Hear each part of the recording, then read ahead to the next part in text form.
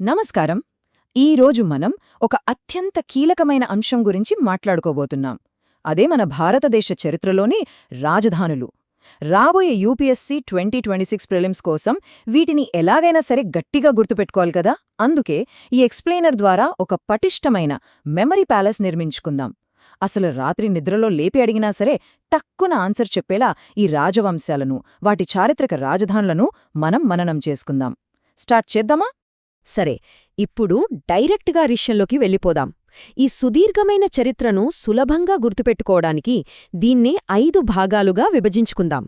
అవేంటంటే ఉత్తర భారతదేశ ప్రాచీన కేంద్రాలు, దక్షిణ ప్రాచీన రాజ్యాలు, మధ్యయుగ మార్పులు, దక్కన్ మరియు తీరప్రాంతాలు, ఆఖరిగా ఆధునిక యుగ పరిణామాలు. ఈ స్ట్రక్చర్తో చదివితే ప్రతి ఫ్యాక్ట్ మైండ్లో అలా ఫిక్స్ అయిపోతుంది.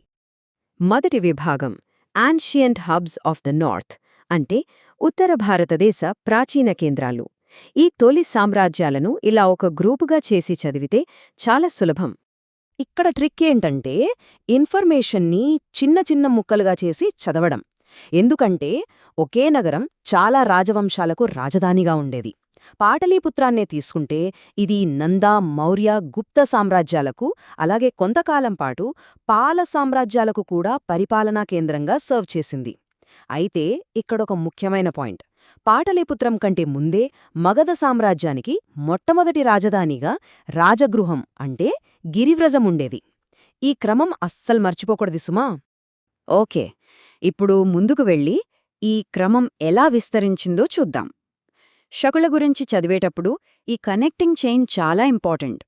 క్రీస్తుపూర్వం 70 నుండి క్రీస్తు శకం 400 వరకు వాళ్ళు వరుసగా 3 రాజధానులను మార్చారు. మొదటి రాజధాని సిగల్, రెండవది తక్షశిల, ఇక మూడవది మధుర. ఈ భౌగోళిక కదలికను ఇలా ఆర్డర్లో గుర్తుపెట్టుకోవడం ఎగ్జామ్కి చాలా చాలా ముఖ్యం. ఇక్కడ మరో ఇంట్రెస్టింగ్ ఫ్యాక్ట్ ఏంటంటే కుషాణుల సామ్రాజ్యానికి ఏకంగా 2 రాజధానులుండేవి. ఇది ప్రిలిమ్స్ కోణంలో పదే పదే అడిగే క్లాసిక్ ట్రివియా. వాళ్ళు వేసవికాలంలో బెగ్రామును, శీతాకాలంలో మధురను రాజధానిగా వాడేవారు.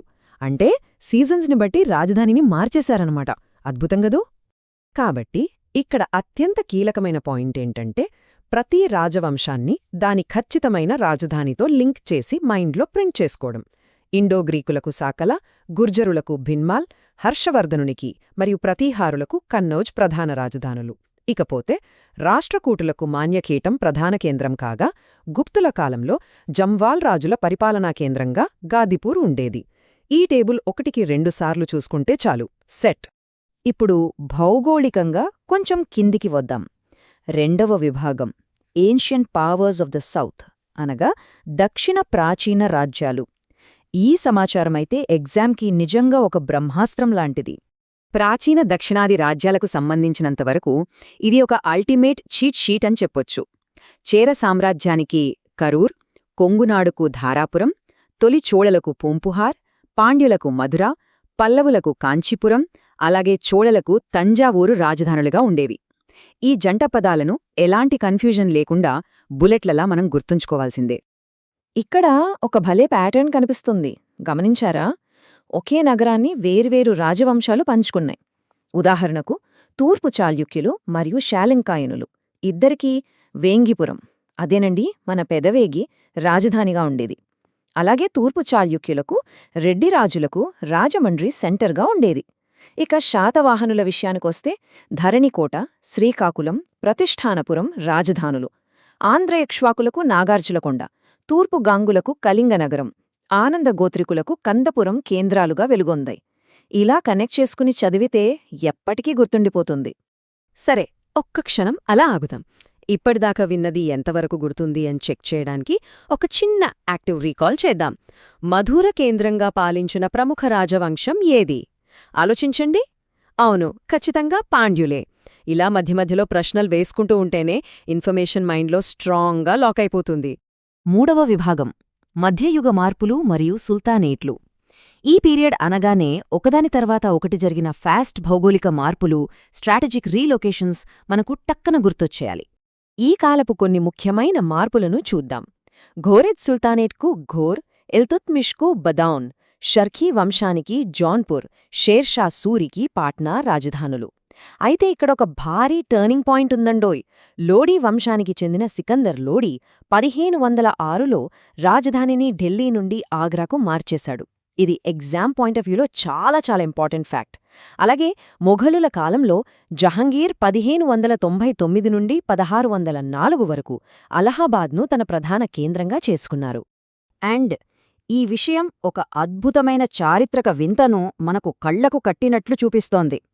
కేవలం నీటి కొరత వల్ల 2 భారీ రాజధానులు ఎలా పాడుబడ్డాయో చూస్తే నిజంగానే ఆశ్చర్యం వేస్తోంది గదా.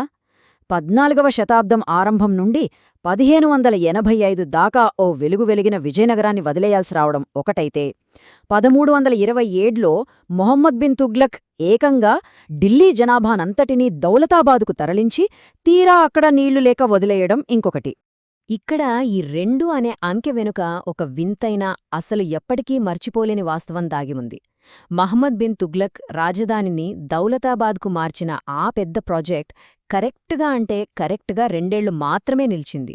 ఆ 2 ఏళ్లలో అక్కడి ప్రజలు నీరు లేక పడిన కష్టాలు అన్నీ ఇన్ని కావు. ఫైనల్గా చేసేదేమీ లేక మళ్ళీ ఢిల్లీకే ప్యాకప్ చెప్పేశారనుకోండి.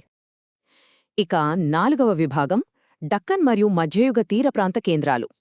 సముద్ర వాణిజ్యం పెరిగిన కొద్దీ మలి మధ్యయుగంలో ఈ కోస్టల్ ఏరియాస్ ఎలా పవర్ హబ్స్గా మారాయో ఇప్పుడు చర్చిద్దాం. ఈ మలిమధ్యయుగ రాజ్యాలను గమనిస్తే కాకతీయులకు హనుమకొండ, వరంగల్ రాజధానులుగా ఉండేవి. రెడ్డి రాజులకు అద్దంకి, రాజమండ్రి. బెంగాల్ నవాబులకు ముర్షిదాబాద్, ఆ తర్వాత 1763లో ముంగేర్ రాజధానులుగా మారాయి. కానీ వీటన్నింటిలో స్ట్రాంగ్గా గుర్తుంచుకోవాల్సిన కాంట్రాస్ట్ ఒకటుంది. 1730 నాటికి మరాఠా సామ్రాజ్యం పీక్ స్టేజ్కి వెళ్ళినప్పుడు పూణే నగరం అప్పటి ఏకైక అతిపెద్ద నాన్ మొఘల్ రాజధానిగా నిలిచింది. ఇది చాలా ఇంపార్టెంట్ పాయింట్.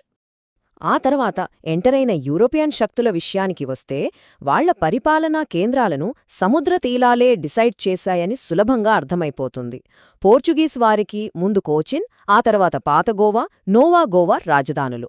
డచ్ వారికైతే పులికాట్ కేంద్రం. ఫ్రెంచ్ వారు పాండిచేగిని ఎంచుకోగా బ్రిటిష్ మద్రాస్ ప్రెసిడెన్సీ కింద నాగపట్నం కూడా 1799 నుండి 1845 మధ్యకాలంలో ఒక ప్రధాన కేంద్రంగా పనిచేసింది. ట్రేడ్ కోసమే ఇదంతా అన్నమాట. ఇక మన ఆఖరి 5వ విభాగం ఆధునిక యుగంలో రాజధాని మార్పులు. ఇందులో ముఖ్యంగా బ్రిటిష్ రాజ్ సమయంలో జరిగిన ఎగ్జామ్స్లో విపరీతంగా అడిగే ఖచ్చితమైన మార్పుల మీద ఇప్పుడు ఫోకస్ పెడదాం. ఇక్కడ అసలు ఆసక్తికరమైన విషయమేంటంటే ఈ నంబర్ 1. ఇది ఒకే ఒక్క రోజును సూచిస్తుంది. అవును, 1858లో అలహాబాద్ నగరం కేవలం ఒక్క రోజుపాటు మాత్రమే మన భారతదేశానికి రాజధానిగా పనిచేసింది. అదే టైంలో అదే వాయువ్య ప్రావిన్స్లకు కూడా రాజధానిగా ఉంది. ఇలాంటి క్రేజీ ఫ్యాక్ట్స్ కదా మన బ్రెయిన్లో పర్మనెంట్గా రిజిస్టర్ అయిపోయేది. ఇప్పుడు బ్రిటిష్ రాజ్ టైమ్లైన్ను ఒక ఆర్డర్లో చూద్దాం. 1911 వరకు కలకత్తానే ప్రధాన రాజధాని. 19వ శతాబ్దం ఎండింగ్ నాటికి సిమ్లా వాళ్ల సమ్మర్ క్యాపిటల్గా మారింది. ఆ తరువాత ఒక కీలక ఘట్టం 1911 డిసెంబర్ 12న ఢిల్లీ దర్బార్దో రాజధానిని కలకత్తా నుండి ఢిల్లీకి మారుస్తున్నట్లు అఫీషియల్గా అనౌన్స్ చేశారు. ఫైనల్గా 1931 ఆరంభంలో న్యూఢిల్లీలో ప్రభుత్వ భవనాలను ప్రారంభించారు. ఈ ఆర్డర్ అలా మైండ్లో ప్రింట్ అయిపోవాలి అంతే. సరే, ఎక్స్ప్లెయినర్ ముగించే ముందు మన మెమరీ ప్యాలెస్కి ఒక చిన్న ఫైనల్ ఛాలెంజ్.